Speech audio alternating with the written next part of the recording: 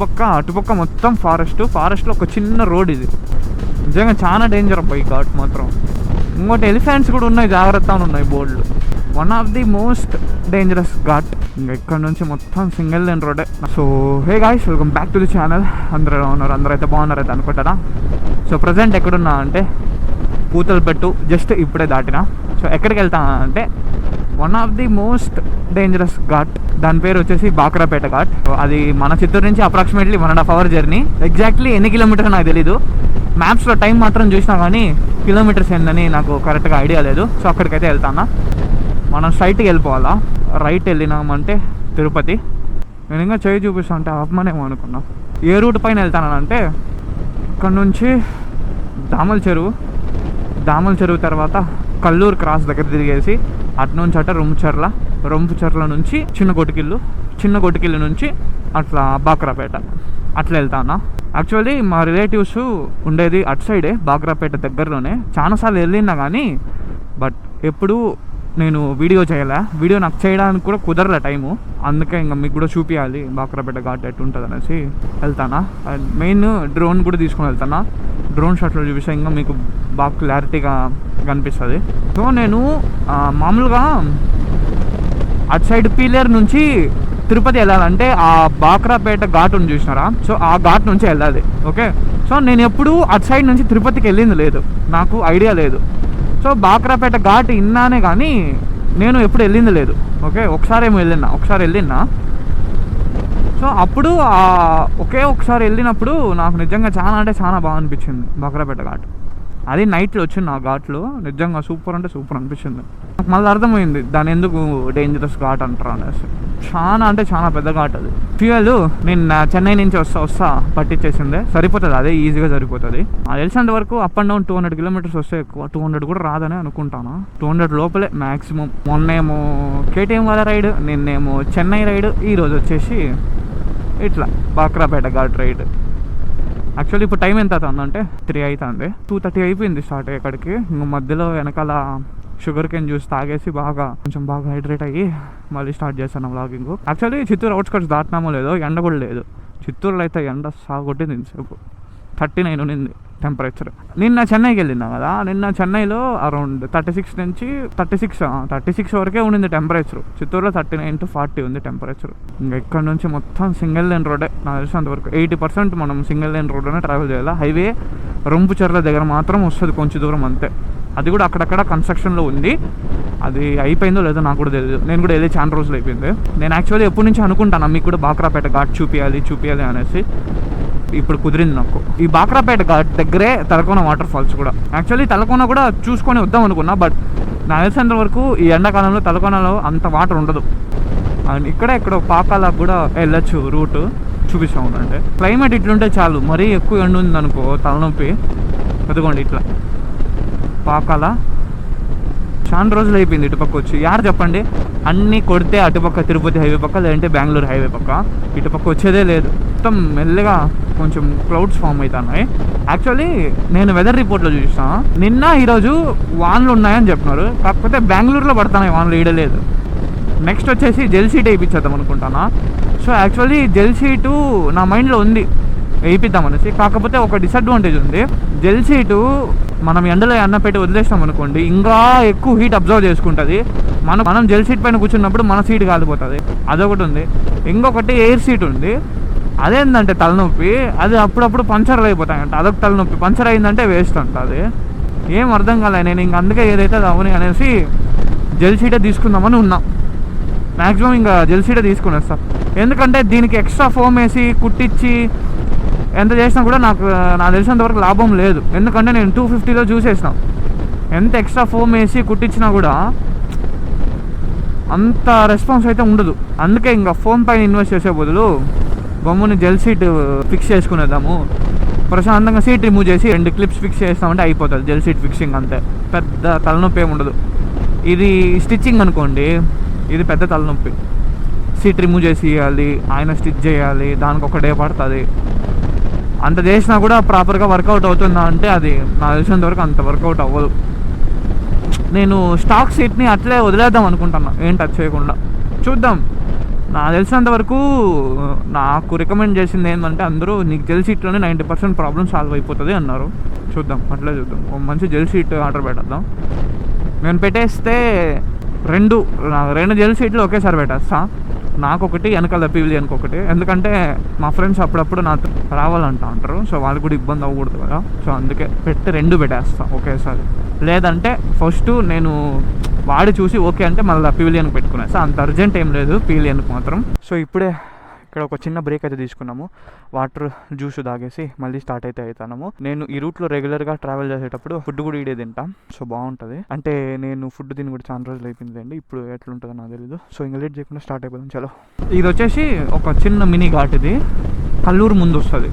పుంగునూరుకి ఇట్లా వెళ్ళొచ్చు. ఇట్లా వెళ్ళినామంటే పీలేరు, ఇట్లా వెళ్ళినామంటే రొంపుచర్ల. సో ఇది వచ్చేసి కల్లూరు క్రాస్. ఇది డైరెక్ట్గా మనం కరెక్ట్ రూట్లో వెళ్ళిపోయినాం అనుకోండి, స్ట్రైట్గా నేరుగా రొంపుచర్ల పోయి కలుస్తుంది. అక్కడ నుంచి మళ్ళీ హైవే ఎక్కాలి కొంచెంసేపు. నేను అదే చెప్పిన, ఆ హైవేనే కన్స్ట్రక్ట్ అవుతాను రీసెంట్గా నేను వెళ్ళినప్పుడు ఒక 3-4 months బ్యాక్. ఇప్పుడు అయిపోయిండొచ్చనే అనుకుంటాను నేను. నాకు ఈ రూట్లో కూడా బాగా పెద్ద పాము కనిపించింది. 2 సార్లు కనిపించింది పాము. అన్నో టెన్షన్ చేయించేస్తున్నాడు ఒక్క సెకండ్ అన్న. నాకు తెలిసి రొంపుచర్ల క్రాస్ దగ్గర కూడా వచ్చేసినాము. నాకు తెలిసి ఆ టర్నింగ్ తిరిగేస్తే వచ్చేస్తాను అనుకుంటా. అక్కడ నుంచి హైవే ఎక్కేస్తామంటే ఒకే రూట్. రొంపుచర్ల క్రాస్ తర్వాత చిన్న కొట్టికిల్లు వస్తుంది. చిన్న కొట్టికిల్లు తర్వాత బాక్రాపేట. అంటే ఈ క్రాస్ నుంచి ఒక 1/2 hour అనుకోండి అంతే బాక్రాపేటకి.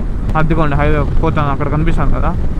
రొంపుచర్ల లెఫ్ట్, బాక్రాపేట స్ట్రైట్. ఇప్పుడు మనం వెళ్ళాల్సింది Bakrapeta. So handle bar Risers fix చేసుకొని స్పీడ్ కొట్టలేకపోతానా. హ్యాండిల్ షేక్ అయిపోతుంది ఒక సర్టైన్ స్పీడ్లో, వాబుల్ అయిపోతుంది గట్టిగా. ఈ రోడ్ కానీ అక్కడ వరకు కన్స్ట్రక్ట్ అయింటే మాత్రము సూపర్ ఉంటుంది. నేను లాస్ట్ టైం వచ్చినప్పుడు మాత్రం కొంచెం దూరమే ఉన్నింది ఇది. మళ్ళీ నార్మల్ సింగిల్ లేన్ రోడే ఉన్నింది. తిరుపతి 36, నాయుడుపేట 103, శ్రీకాళహస్తి 76 అనుకుంటాను. ఎస్, బాక్రాపేట ఇట్లా పోవాలా. ఇప్పుడు ట్విస్ట్ ఉండేది. ఘాట్ ఎటు పక్క వస్తుంది నాకు తెలియదు. సీరియస్లీ నేను మ్యాప్స్ పెట్టుకోలేదు. ఘాట్ సెక్షన్ అయితే స్టార్ట్ అయిపోయింది. నిజంగా చాలా డేంజర్ అబ్బాయి ఈ ఘాట్ మాత్రం. ఇంకోటి ఎలిఫెంట్స్ కూడా ఉన్నాయి, జాగ్రత్త అని ఉన్నాయి బోర్డులు. వాహన పడేటప్పుడు మాత్రం ఈ ఘాట్లో వస్తే క్రేజీ ఎక్స్పీరియన్స్. సో ఇప్పుడు మేము ఘాట్ మొత్తం దిగలేదు. ఘాట్ మొత్తం దిగేసి తిరుపతిలో ఉంటాం పోయేసి. ఘాట్ మొత్తం దిగలేదు. నేను ఒక టర్నింగ్ కోసం చూసాను. ఆ టర్నింగ్ దగ్గర కొంచెం స్పేస్ ఉంటుంది. సో ఆ స్పేస్లో డ్రోన్ ఫ్లై చేయొచ్చు. ఎక్కడంటే అక్కడ చేసాం అనుకోండి బిస్కెట్ అవుతాం మనం. ఇక్కడ మొత్తం కంప్లీట్ ఫారెస్ట్. ఇంకా మీకు ఎటు పక్క చూసినా ఇక్కడ నుంచి ఒక ఇల్లు కనపడదు, ఏం కనపడదు. ఇటుపక్క అటుపక్క మొత్తం ఫారెస్ట్లో ఒక చిన్న రోడ్. ఇది తిరుపతి 27 kilometers ఇక్కడ నుంచి. నేను ఇంకా 40 ఏమో ఉంటుందేమో అనుకున్నా, కాదు 27 kilometers. కాకపోతే ఈ ఘాట్ దిగేది కొంచెం కష్టం లేండి. దిగాలన్నా ఎక్కాలన్నా కొంచెం కష్టం. చాలా స్లోగా వెళ్ళాలి. ఇక్కడ మొత్తం ఇదంతా శేషాచలం అడవులు ఇవి. ఎట్లా చూడండి ఇక్కడ ఫారెస్ట్ ఏరియా. ఆ కొండలు చూడండి అసలు. లిటరల్లీ వానాకాలంలో ఉంటుంది వ్యూ, సూపర్ ఉంటుంది. కానీ అంతే రిస్క్ నిజం చెప్పాలంటే చాలా రిస్క్. నేనేమనుకున్నా అంటే కళ్యాణి డ్యామ్ దగ్గరికి వెళ్ళేసి అక్కడ డ్రోన్ ఫ్లై చేద్దాం అనుకుంటాను. సో అక్కడ నుంచి మొత్తం కనిపిస్తుంది. ఇదిగోండి ఘాట్ సెక్షన్. నాకు అదే డౌట్. ఒక డ్యామ్ చూసానే ఆ డ్యామ్ పేరు ఏంది అనేసి చూస్తాను. అక్కడ బోర్డులో కనిపించింది కళ్యాణి డ్యామ్ అనేసి. కానీ డ్యామ్కి ఎటుపక్క వెళ్ళదా? అలో లేదా? క్లోజా? ఎప్పుడు పంపిరా?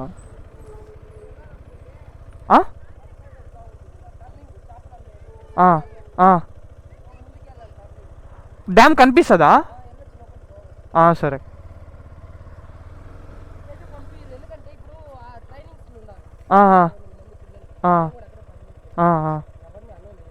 ఓకే. సో ఇప్పుడైతే ఈడ అలో లేదంట. ముందర ఎక్కడో ఒక టర్నింగ్ దగ్గర అక్కడి నుంచి వెళ్ళొచ్చు అంట. యాడో ఫారెస్ట్లో పోతా ఉన్నాం. ఇదేం కొత్త కాదులేండి ఫారెస్ట్లో పోయేది. అక్కడ అన్న వాళ్ళని అడిగితే ఇట్లా కూడా వెళ్ళొచ్చు అన్నారు. వాళ్ళ ఆన్సర్లోనే కన్ఫర్మేషన్ లేదు, నేను గమనించిన. యాడ డ్యామ్ దగ్గరలో యాడ కూడా కనిపించలేదే. చూద్దాం, కొంచెం దూరం వెళ్ళి చూద్దాము. కనిపించిందంటే ఓకే, లేదంటే లేదు, ఇంకేం చేయలేం. సో మేము ఇప్పుడు ఏం చేసామంటే కొంచెం డౌట్ వచ్చింది మేము వెళ్ళే రూట్ కరెక్టా కాదా అనేసి డ్రోన్ ఫ్లై చేసినాము. ఈ రూట్ నేరుగా డ్యామ్ ముందరకు తీసుకొని వెళ్తాంది. ఒక కన్ఫర్మేషన్ వచ్చేసింది మాకు చాలు. డ్యామ్లో కూడా వాటర్ ఫుల్గా ఉన్నట్టున్నాయి. మరీ ఎక్కువసేపు ఫ్లై చేయాలి డ్రోన్ని, బ్యాటరీ ఊరికే వేస్ట్ అయిపోతుంది అనేసి జస్ట్ ఊరికే అట్లా రూట్ చూసుకున్నాము, దించేసాం డ్రోన్ని. చూద్దాం లోపలికి తీసుకొని వెళ్ళొచ్చు అనేసి బండిని. ఎంతవరకు తీసుకొని వెళ్తే అంతవరకు వెళ్ళిపోతాం లోపలికి. సో ఇంక లేట్ చేయకుండా ఈ డ్యామ్ యొక్క డ్రోన్ షాట్స్ చూడండి.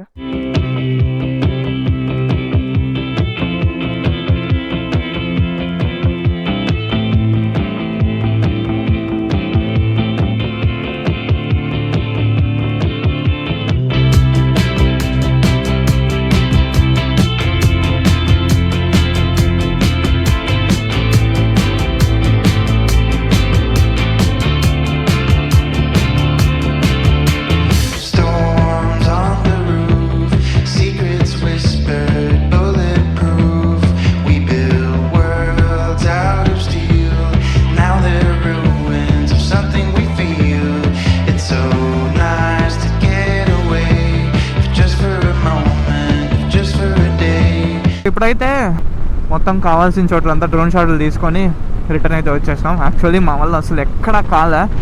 సో ఎనర్జీ మొత్తం ఆ కళ్యాణి డ్యామ్ కాడ అయిపోయింది. ఎందుకంటే బండిని కొంచెం ఇటుపక్క కొంచెం ముందుకలా తీసుకొని వచ్చి ఆడ పెట్టేసి కొన్ని ఫొటోస్ అయితే తీసుకున్నాం. సో బండి కొంచెం గుంతలోకి దిగిపోయింది, దాన్ని లేపాకే టైం మొత్తం సరిపోయింది. బట్ బండికి ఏం కాలేదులేండి. సో కళ్యాణి డ్యామ్ అయితే మీరు మెయిన్ గేట్లో నుంచి వెళ్ళినారంటే ఎంట్రీ ఉండదు.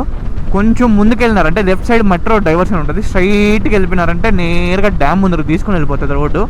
ఓకేనా, మీరు వీడియో చూసుంటే మీకు క్లారిటీ వచ్చేసి ఉంటుంది. అండ్ దాని తర్వాత రిటర్న్ వస్తా ఘాట్ దగ్గర డ్రోన్ అయితే ఫ్లై చేసినాము. యాక్చువల్లీ కొంచెం పెద్ద రింగ్ వస్తుంది కదా, సో పెద్ద కర్వ్ వస్తుంది కదా, ఆడ ఫ్లై చేద్దాం అనుకున్నాం. బట్ ఆడ అస్సలు కుదరలే. సో ఆడ చాలా రిస్క్, అందుకే కొంచెం కిందనే ఫ్లై చేసినాము. చాలా రిస్క్ ఈ బాక్రాపేట ఘాట్ మాత్రం. కొంచెం చూసుకోండి ఫొటోస్ వీడియోస్ తీసుకునేటప్పుడు. మేము కూడా చాలా జాగ్రత్తగా చుట్టుపక్కల అంతా అబ్జర్వ్ చేసుకుంటా తీసుకున్నాము ఫొటోస్ వీడియోస్ అంతా. ఓకేనా, సో మీకు వీడియో నచ్చిందని అనుకుంటానా. సో వీడియో నచ్చినట్టయితే like, share and subscribe. Thanks for watching. See in the next video. Bye.